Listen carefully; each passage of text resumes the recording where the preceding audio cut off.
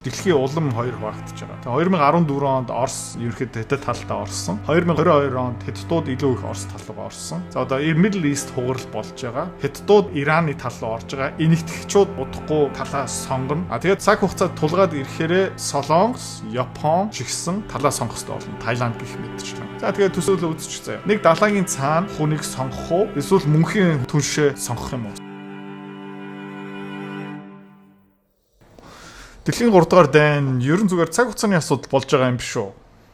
Хэдүүлээ юу харж байгаа юм бэ гэх юм бол дипломат харилцаа. Дипломат аргаар нүбээр тий хоорондоо ширээндээ суугаад асуудлаа шийдвэрлэх тэр боломжууд нь ерөөхдөө одоо алга болж эхэлж байгаа юм биш үү? Сүүлдээ би тэрнэр бас ууралж ийн бухимдж ийн. Гэхдээ бухимдахаас өөр юу ч хийж чадахгүй тийм ээ хэдүүлээ. Яг гэх юм бол бидний сонгогдсон улс төрчнөр угаасаа бидний хүслийг биелүүлэх байгаа шүү дээ. Дональд Трампыг сонгосон Америк ард түмэн юу хүсэж ирсэн бэ гэх юм бол дайны цэг тавих, шин дайн эхлүүлэхгүй байх, хуучин дайнуудаа зогсоох. Тим маркетинг хийсэн шүү дээ. Тим шошготой байсан, тим хайрцагтай бараа болсон шүү дээ. Трамп гэдэг бараа ямар бараа байсан бэ гэх юм бол дайныг зогсоодог, инх тайвны төлөө эдийн засаг дээр төвлөрий, үр зээлээ багасгахыг гэх мэтчлэн. Тэгээ бүх юм хотлоо олж эхэлж байгаа шүү байна л да. Тэ одоо энэ зураг яг миний одоо байгаа зураг дотор ертөнц шүү. Нөгөө талдаа баг ийм юм хийж мээрэн гадуур юм дэлбэрч тесэрч гин. Тэгвэр лайта юм энэ зөв хөшгөө хаачмаар л байна л да. Тэгээ бид нар Монголд амьдарч байгаа нэг давуу тал тий. Том хоёр гүрэнгийн дундуур шахагдцсан. Манай Монголыг буруутгах хүмүүс байхгүй. Манай улс дээр одоо санкц тавих хаашаа. Зэсээ одоо өнгөрсөн 40 50 жил гээ нийлүүлж байгаа учраас тэргээ нийлүүлжэл таарна.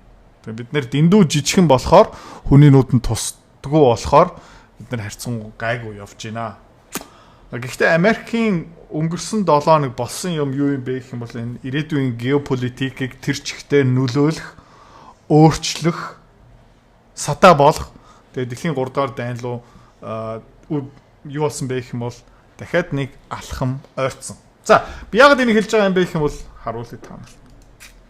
Израильчууд Ираныг бөмбөгдөд гэсэн чинь Марко Рубио гадаад хэргийн сайд Америк улсын юу гэж хэлсэн бэ гэх юм бол өнөөдөр шөнө Израильчууд бие даасан ганцаараа бидний оролцоо нөлөөгүйгээр Ираныг бөмбөгдөж эхэлсэн.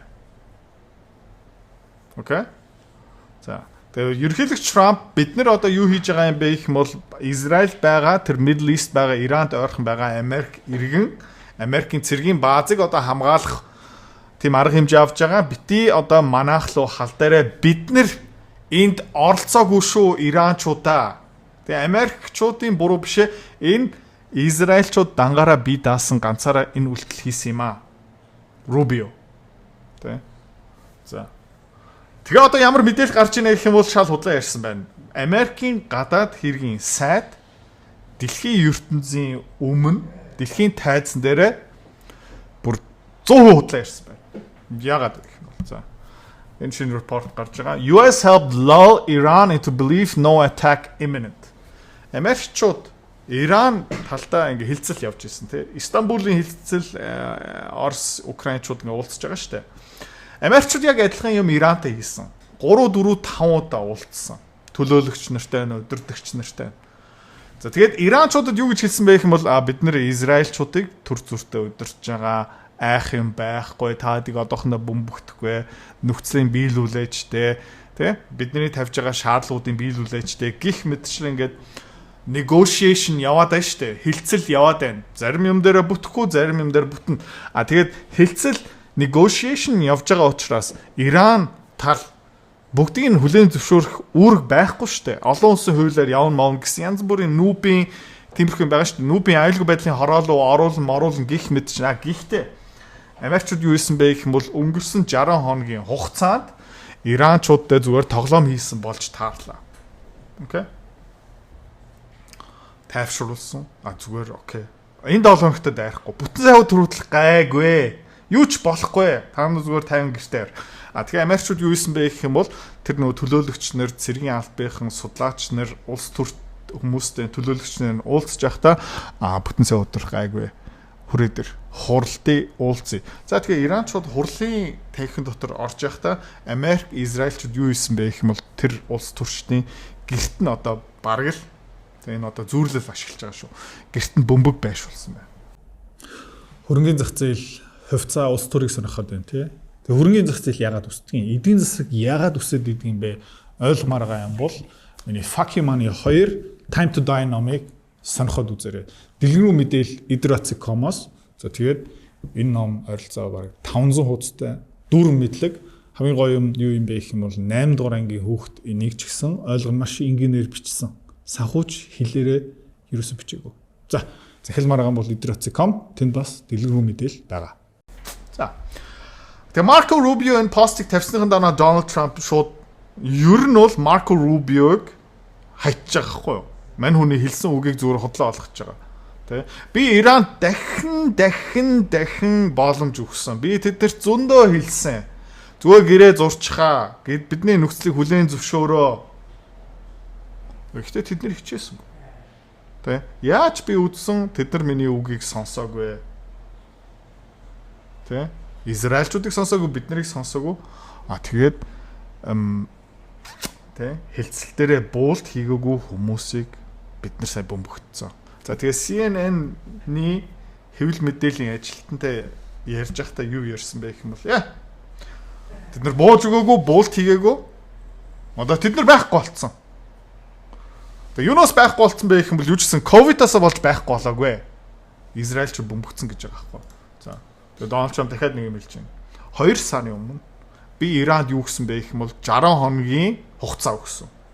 Дийлээ энэ хугацаанд хий. Тэг хийх ёстойсэн. Өнөөдөр 61 дахь өдөр. Тэ? Би тэднэрт юу хийгээрээ бүгдийг нь хэлсэн. Тэд нар хичээгээгүй. Now they have perhaps a second chance. Одоо тэд нар дахиад магадгүй 2 дахь шанстай болсон байна. Тэгээ юу энэ одоо хилцлийн арга юу юм бэ гэх юм бол бид нартай уулз. Манай шаардлага энэ байна.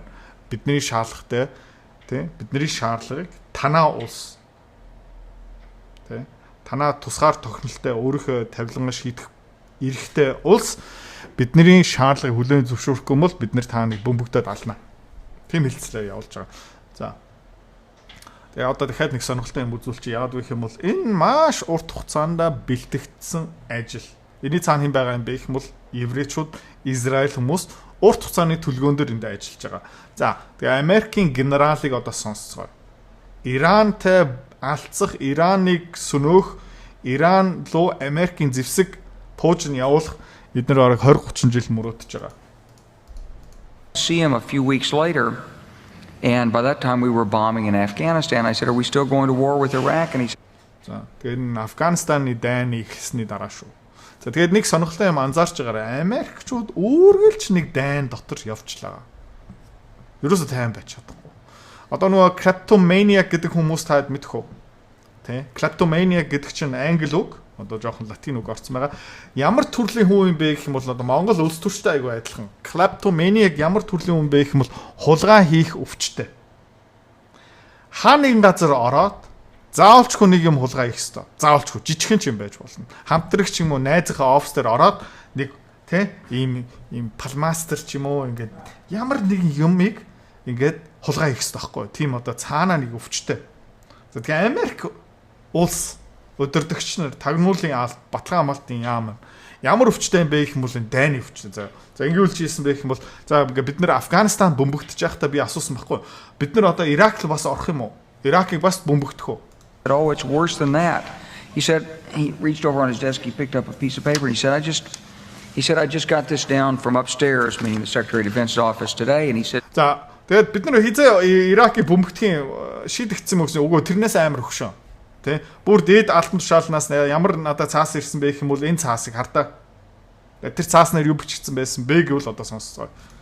"This is a memo that describes how we're going to take out 7 countries in 5 years." За тэгээ энэ цаасан дээр энэ санамж бичиг memo стратегийн төлгөөн дээр юу бичигдсэн байсан бэ гэх юм бол бид нар эх 5 жилийн хугацаанд хэрхэн 7 улсыг Осло дайрах, дайн зарлах, сөнөөх, улс төрийг байхгүй болгох, өдөрлгүүдийг арччих. Starting with Iraq and then Syria, Lebanon, Libya, Somalia. Ханаас эхлэх юм бэ гэх юм бол тэ Ирак, Libya, Somalia, Lebanon За тэгээ энэ бүгдээр биелсэн үү? Биелсэн тий. Somalia, Sudan, and finishing off За тэгээ Судан. Тэгээ хамгийн сүүлийн улс нь юу бэ гэх юм бол таачих таамар. Таада. Iran.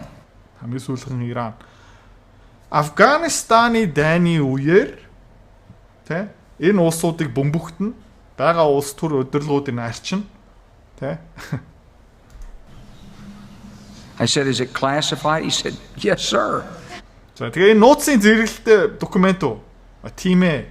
Тэ дарга энэ нууцын зэрэгэлтэй top secret документ гэсэн. Тийм ээ. I said, well, don't show it to me. Тийм нууцын зэрэгэлтэй бол бити надад харуул гэсэн. Гинэ. And I saw him a year or so ago, and I said, you remember that? He said, sir, I didn't show you that. За тэгээд энэ олон жилийн дараа шүү дээ ярьж байгаа. Ирак, Эльдийн яатсан, Lebanon, Syria, тэ Libya бүгдийн бөмбөгдөд дуусгацсан шүү дээ. За тэгээд олон жилийн дараа эргэл уулзахдаа хөөе би чам тэр бичгийг үзүүлээгүй шүү дээ. Memo, I didn't show it to you. Би чамд үзүүлээгүй шүү дээ. I'm sorry, what did you say his name was? Тэгээд уучлаарай тэр See him a few хүний нэр юу байсан бэ? Тэгээд энэ улсуудын нэрийг дахиад сонсъё. weeks later, and by that time we were bombing in Afghanistan. Төлгөөт айл хэдийн шийдэгдсэн байгаа. Тэгээ эндээс юу харагдаж байгаа юм бэ гэх юм бол хэн ерөнхийлөгч байх нь хамаагүй. Хэн гадаад хэргийн сайд нь байх нь хамаагүй. Хэн баталгаа хамгаалтын яамынхан байх нь ерөөс хамаагүй байгаа ч тэ. Цаанаа бүр ингээд шийдэгдсэн, бичигдсэн, дүүрэн болцсон юм. Тэ. Трамп орсон ч хамаагүй юм байна. Afghanistan. I said, are we still going to war with Iraq? And he said, oh, it's worse than Iraq. that.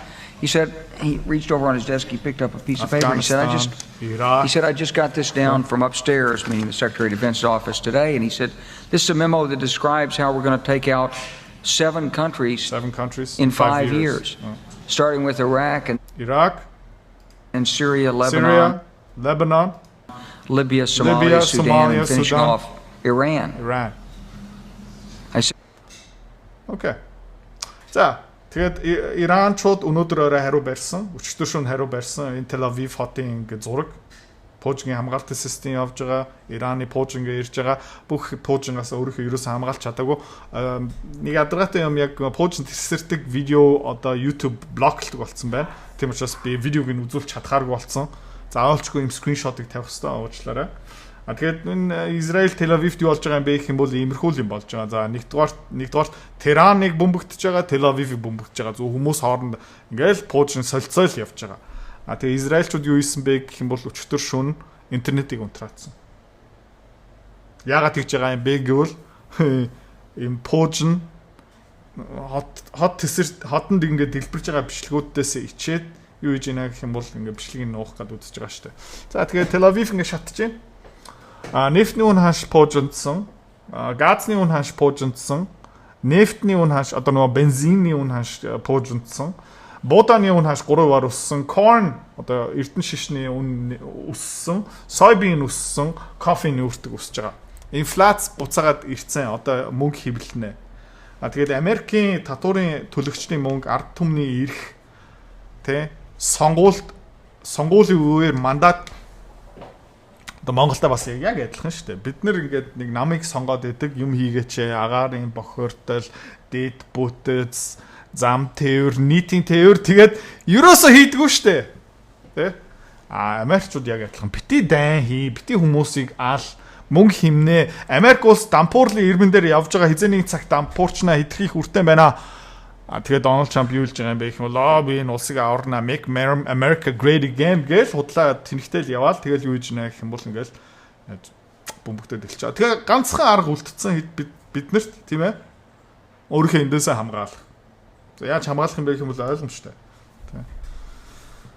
Энэ тэнд бөмбөг тесэрч явах үед ерөөхдөө алт авах хэрэгтэй.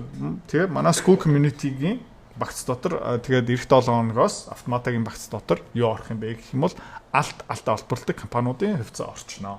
Тэ? За. Иймэрхүү өөрчлөлт орж ирнэ. Тэгээд ерөөхдөө 6, 7, 8, 9, 10 сард өнгөрсөн 30-40 жилийн хугацаанд ерөөхдөө алт бол дундчаар нэг 7% өссөн. За. Тэгээд энэ бас нэг сонирхолтой пост олсон. Тийм. Finally war with Iran. Ашгүйдээ Ирантай одоо дайн хийж байгаа тий. энэ McCain, Ruth Bader Ginsburg, Netanyahu-гийн урт хугацааны мөрөөдөл биелж байгаа. Бид ингээд нэг юм хэлчих заяа. Netanyahu удахгүй алга болчихно. Netanyahu-г энэ хин нэг нь одоо будаа болгоно. За хин нэг. Тэгээ Израиль улс тэ тэр Middle East, Saudi Arab, Iran нэтрэвэр ингээд хүн болгоныг бөмбөгдөж байгаа учраас тэр араб хүмүүс одоо нэг юм ухаармаар байна тэ. Энэ Израиль байх хугацаанд тэд нэр тайван амьдрахгүй. Тэ. За тэгээ Lindsey Graham хулгайч угаасаа сэрж байгаа тэ. Putin's Russia giving legal advice on use of force is a bit rich even for the Russians. Тэ Путин олон улсын хууль ярих ямар ч ирэхгүй. Lindsey Graham тэ Иракийг бөмбөгдсөн, Афганистаныг бөмбөгдсөн, Либияг бөмбөгдсөн, зүгээр Сербияг бөмбөгдсөн, Европыг бөмбөгдсөн, Африк бөмбөгдсөн, удахгүй тэгээд бас Таиланд хятадуудаа алдсах юм байна. За тэгээд Lindsey Graham юу гэж нэх юм бол to China and India. India, China хоёроо сонстоо. Та нар ингээ Путинийг ингээ дэмжээл авах юм бол тэ хогчин шүү гэж ярьж байна. За. Тэгээд одоо хятад улсын элчин сайдын үгийг сонсцгоо. Ambassador, what do you think of the current situation concerning Israel and Iran?